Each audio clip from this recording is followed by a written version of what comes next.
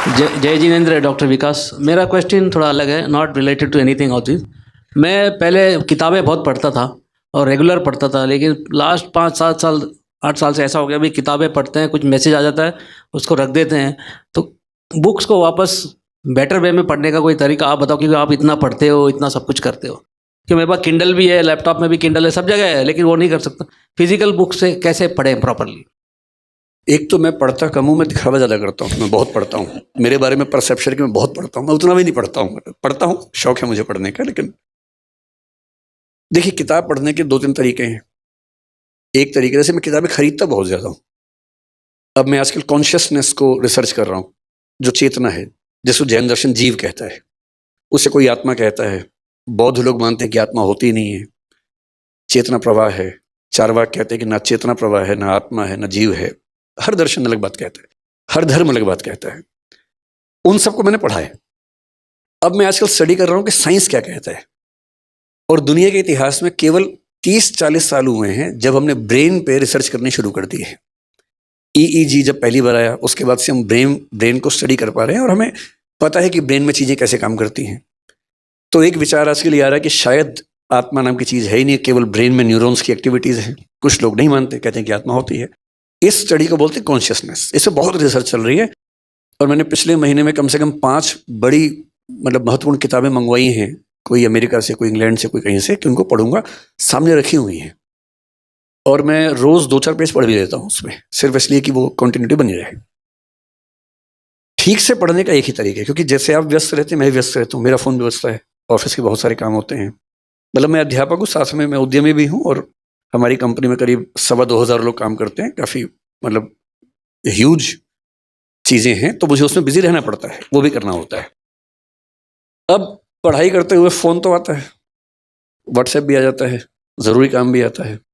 तो 2 तरीके हैं।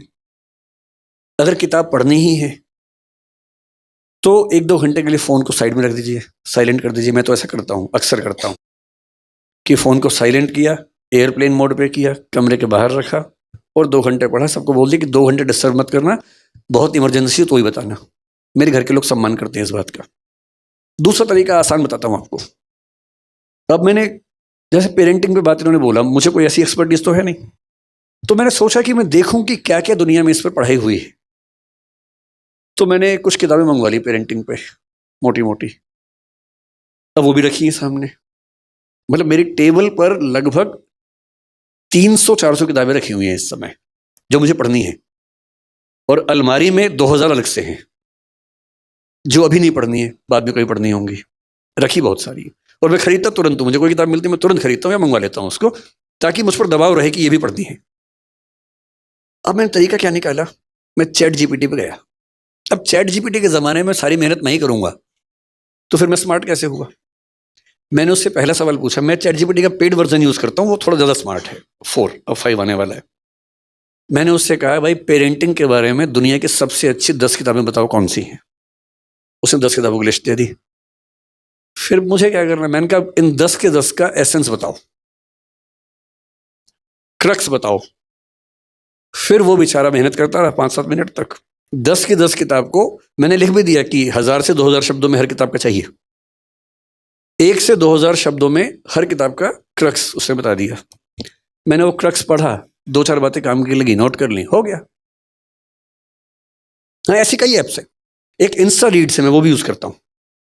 तो इंस्टा रीड्स पे यही होता है, दुनिया की सारी अच्छी किताबें उनके समरी मिल जाती है, आप समरी पढ़िए।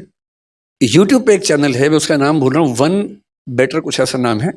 हर किताब की समरी है 15 मिनट में। आप स्पॉटिफाई पे जाएंगे, वहाँ ऐसी समरीज मिल जाती हैं। ऑडिबल पे जाइए, वहाँ समरीज मिल जाती हैं। तो आप किताब पढ़ना पुराने ज़माने की बात है, आज तो किताब सुनने की चीज़ है। सैर करने निकल जाइए, एक किताब रास्ते में सुन लीजिए कि जब गए थे और आए हैं, बीच में 4 किताब पढ़ ली उस बीच में। आजकल तो बड़ा आसान है। और जिस किताब को सुन के लगे कि ये धांसू किताब है, वो पढ़िए ध्यान से। तो मैं आजकल बड़ा सिलेक्टिव हूँ। किताबें इतनी ज़्यादा दुनिया में है, कैसे सब पढ़ें। तो मेरा तरीका, अब जैसे जैनिज्म पर मुझे बात करने का मन था बीच में। ओशो जैन समाज से थे, उनका चंद्रमोहन जैन नाम था उनका। वो आप लोग 13पंथी 20पंथी स्थानकवासी मूर्ति पूजक कम्युनिटीज़ में हैं।